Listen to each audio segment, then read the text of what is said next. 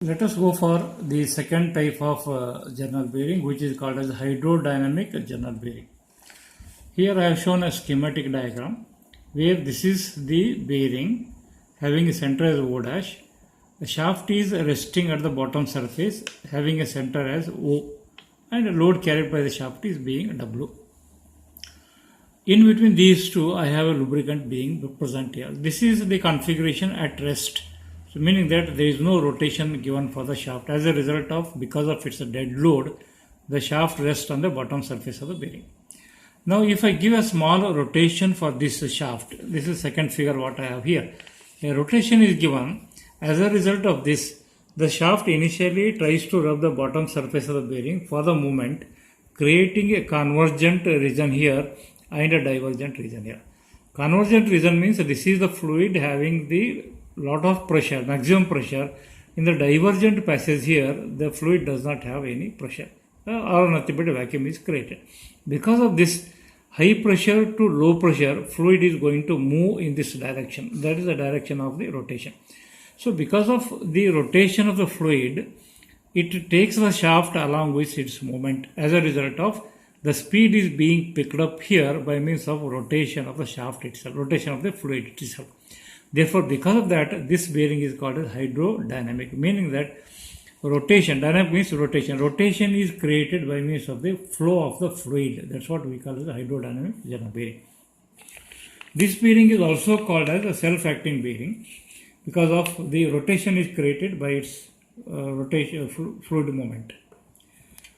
The advantage of this bearing is going to be, it is going to operate at a very high speed applications, but load carrying capacity is very limited. The disadvantage is occurrence of the wear at the starting and stopping process. Therefore, this kind of bearing will have the lot of friction. Then I go for the nomenclature of the journal bearing. That is the terms used in this bearing. I am showing here a shaft that's available here having a center here as O. This is center O dash, which is nothing but the center of this particular bearing. Bearing I am showing here only half the part here, hatched part, remaining half I am not showing because of which is called the partial bearing. So fluid is being present here in between. The difference between the centers of a bearing and the center of a shaft, that's being eccentricity as a E. Then when I join these two centers, which we call as a line of centers, along the line of centers, the fluid thickness that is being present here is being called as a minimum film thickness, that's H0. And the film thickness at some other point is going to be called as, in general, as H.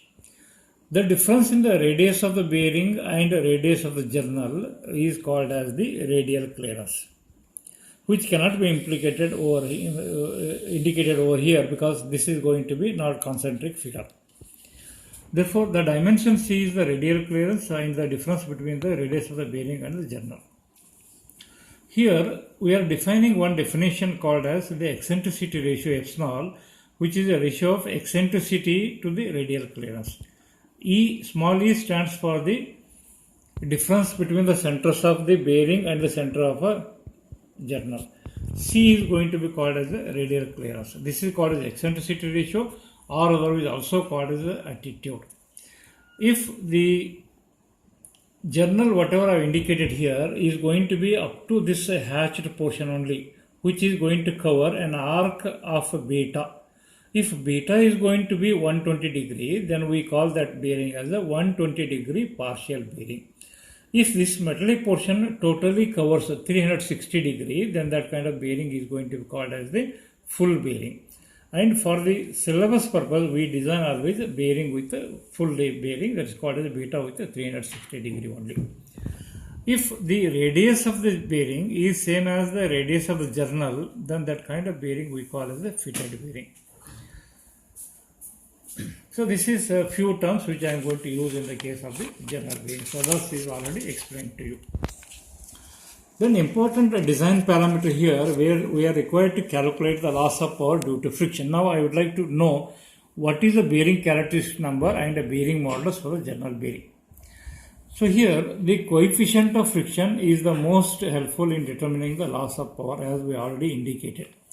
So this coefficient of friction depends on the three important parameters. One is being Zn by P, where Z is absolute viscosity in centipoise, N is the shaft RPM, P is the pressure. This is going to be totally a dimensionless parameter. Secondly, it depends on the R by C.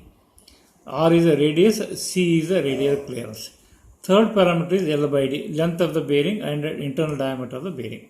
So these are the three parameters. Therefore, friction we express by means of the formula. F is a functional parameter as Zn by P, R by C into L by D. Since L by D is a geometric parameter, once the bearing is defined, L by D ratio is a constant. It means that friction is a constant with respect to L by D. Also, we have the radius by radial clearance. This is also constant. Therefore, friction is constant with respect to R by C. So friction is constant with two different parameters, R by C as well as L by D. Friction is only variable with respect to Zn by P, because as the speed increases or decreases, pressure also increases or decreases. So this entire parameter is going to vary. Therefore, I am going to express here the Zn by P, which I said already, a dimensionless parameter. So that Zn by P we are going to call as a bearing characteristic number. Therefore, I am going to plot here a graph of variation of coefficient of friction versus Zn by P with a 0 here at the ordinate center. The graph is going to be in this particular fashion. So, where we are going to start with the PQ, QR and RS. Three different zones I am making here. The curve between P and Q is being called as a film lubrication. The curve between Q and R is called as a transition lubrication. Between R and S is called as a partial lubrication. Meaning that at partial lubrication or a transition lubrication, there is a metal to metal contact of the shaft with respect to bearing. That means for a good design of the bearing, I am not supposed to design the bearing at these two particular zones. Therefore, bearing is to be designed always with a film lubrication condition for longer life. Then if you see this graph here, if coefficient of friction is minimum at the point A, at the point A I have the value of Zn by P, which is called as a C. So C is nothing but is going to indicate a Zn by P. So therefore this value of Zn by P, where F is being minimum, is called as a bearing modulus. Therefore Zn by P I term it as a two different notation. Zn by P in general is called as a bearing characteristic number, and Zn by P in particular where F is being minimum, that value of Zn by P is a C, that is called as a bearing modulus. For a good design, since this Zn by P, C, happens to be in the transition zone, which I am not supposed to operate the bearing here, because there is a metal to metal contact where it takes place, bearing life is uncertain. Therefore, this value is to be shifted somewhere after this particular zone. If I shift this after this zone, then Zn by P has to be equal to, we keep it as minimum as 3 times C. That means it will come under film lubrication. Therefore, for a good design, Zn by P has to be more than 3 times C, or at least equal to 3 times C.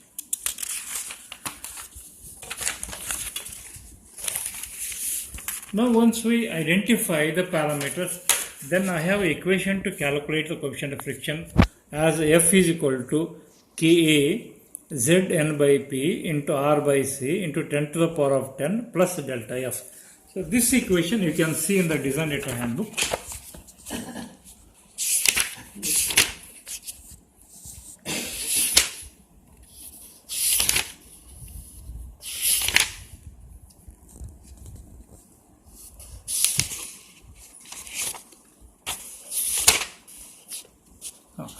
You can see here, this is called as a McKee's equation. F is Ka Zn by P R by C into 10 to the minus 10 plus delta F. And this equation where K is 0.195 into 10 to the power of 6 for full bearing, that is beta is 360 degrees, which we are designing. Therefore, K has to be taken always this fixed quantity here. And Z is going to be the bearing modulus, the viscosity of the oil, which is to be expressed in Newton second per meter square, that is Pascal second. So wherever centipoise is given, that you multiply by 10 raised to minus 3, that will give you in terms of the Newton second per meter square. This small n indicates the shaft speed in RPS. R is the radius, C is the radial clearance, and delta F is the side leakage factor, which is always going to be 0.002 for L by ds in the range of 0.75 to 2.8. Then we have at particular instances, bearing is going to create a pressure which is called as a critical pressure, otherwise called as a minimum operating pressure. To calculate this minimum pressure, we have the equation also. You can see this equation. P is 13.30 by 10 raised to 6 Zn d by C whole square into L divided by L plus D. So by means of this equation, we can calculate a critical or a minimum operating pressure in the bearing. Then we have equation for Sommerfeld number. This is also going to vary with respect to the parameters. Otherwise, this for a particular condition, this Sommerfeld number is going to be a constant value. Sommerfeld number without side leakage, R by C whole square, Zn by P into 10 to the power minus 6. When we write a capital N, it is a shaft speed in RPM. When we write a small n, it is a shaft speed in RPS. Therefore, I have a Sommerfeld number equation here also. Without side leakage, R by C square, Zn by P into 10 to the minus 6.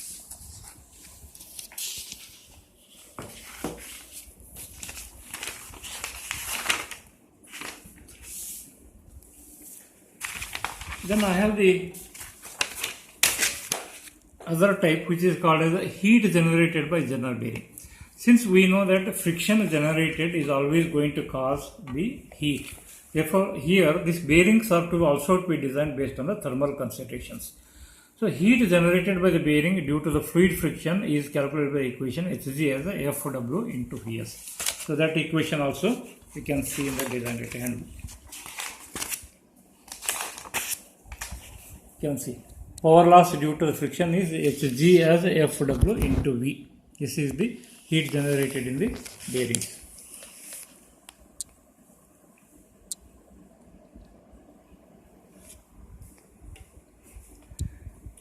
Where V is pi dn by 60, d is in millimeter, therefore we also divide by 1000, it is meter per second. After thermal equilibrium is, heat will be dissipated to the surrounding area. So heat dissipation is Kp into Ap.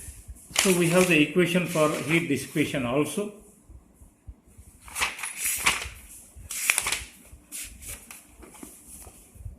You can see the equation. Heat dissipation is Kp into Ap.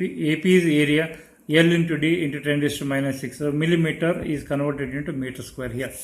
Then Kp, I have equation Tb minus Ta plus 18 10 raised to whole square divided by Kp. This value of small Kp is 0.273 for well ventilated bearings always. This Tb minus Ta, experimentally it is proved that half of T0 minus Ta, where T0 is operating oil temperature, this should not be more than 60 degree. Ta is the ambient or room temperature. So once the heat dissipated is calculated, for thermal design consideration, I should have Hd greater than or equal to Hg. I have a design procedure for a general bearing. Knowing the bearing load, diameter, speed of shaft and type of oil, the following procedure is generally adopted. First, what we do is we calculate the length of the bearing choosing L by D ratio from the table 15.7. So this is one of the important table. By means of this one single table, we can calculate the complete design procedure. Here, this 15.7 indicates the first one is where the different applications of the machinery using the bearings. Last column, I have the possible L by D ratio. These are the L by D ratios. So once I know the application, suppose that application number is transmission shafting, then I have the L by D 2 to 3. So by means of this, knowing the diameter, the length can be easily calculated. Then calculate the bearing pressure, P is equal to W divided by L into D. So I have equation for that also.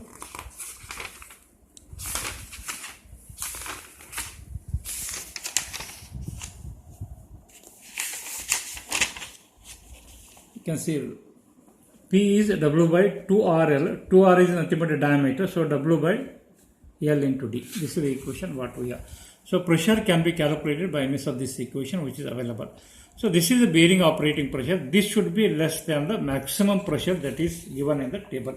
So in this table, I have the maximum pressure. So for transmission shafting taken, I have the maximum pressure 0.211 like this. So whatever the pressure you calculate here, this should be less than the maximum pressure given in the table. Then I have to determine the bearing characteristic number, which is Zn by P. That is nothing but C calculated. Z is given, N is given, P is given. Therefore, we calculate the total quantity that is being called as the C calculated. Then using the same table again, Zn by P values are given here. Zn by P values are given. This is nothing but a minimum Zn by P for safe operating conditions. For transmission shafting, it is given here 145 or 4.36 or 4.36 like this. So this is nothing but minimum Zn by P nothing but 3 times C. Therefore, from this C is going to be 1/3 of Zn by P, that we call as C given. And for hydrodynamic action, C calculated must be greater than equal to C given. Then I have the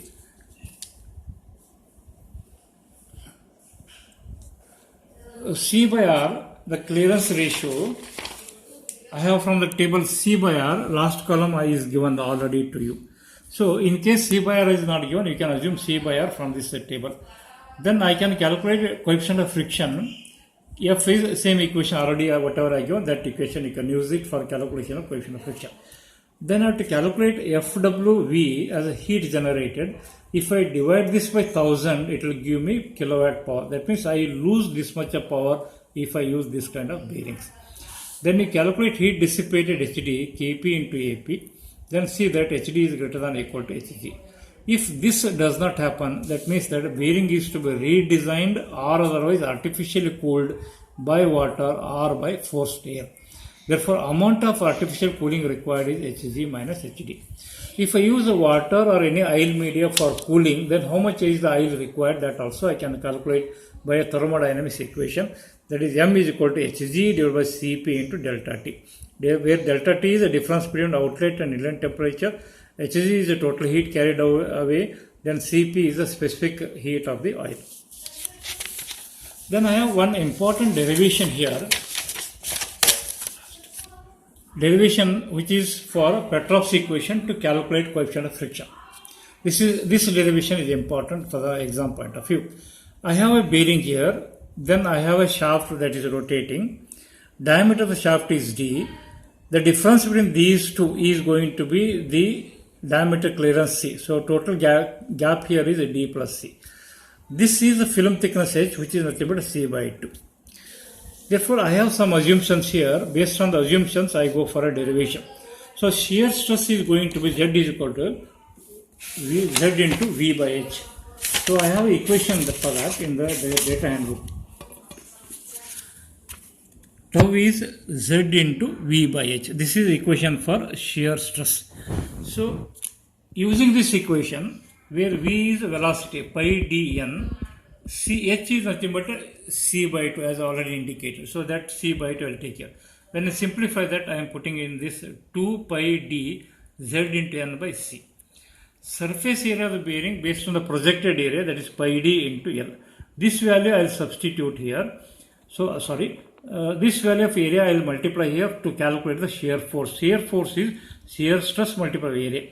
So shear stress I will put from this equation. Area I will put from this equation. When I simplify this, it will be this equation. Then I calculate torque, which is a force into radius, a fundamental equation. F into d by 2. Radius is a d by 2. This F is a shear force which I substitute from this equation, d by 2 as it is here. When I further simplify this, I am going to have the equation of this particular format. Then C by d we call as a diameter clearance ratio. C by d we are defining as a diameter clearance ratio. So that I replace as a psi. Also we know that torque is frictional force into radius. Frictional force is F into W into d by 2. Radius is d by 2. So this bearing pressure P is W by L into D. From this W is going to be P into L into D. This value of W I will substitute over here. Then I am going to have MT as F into P into L into D by 2. Therefore, equating equation 1 earlier and this 2. Then I get F into P into L into D by 2 pi square D square Z N L by so. When I simplify this for the coefficient of friction F, so you have the equation of this particular pattern. Otherwise, F is expressed 2 pi square Z N by P into R by, because psi is nothing but a D by C, which is nothing but R by C also. When I put that, it is going to be R by C. This equation is going to be called as Petrov's equation for coefficient of friction. So this Petrov's equation you can see also in the design data handbook. So Petrov's relation to determine the coefficient of friction, 2 pi square 10 raised to minus 6, we can leave it as a constant of Zn by P into R by C. So whatever the equation I have derived is available in the data handbook. So this equation derivation is important from the subject point of view. So this is the total theoretical part under the general bearing. The examples under this, we have different types, which is very, very simple, because hardly 4-5 equations are involved and one table is involved to calculate the total solution for the examples. So in the next class, I will do the examples.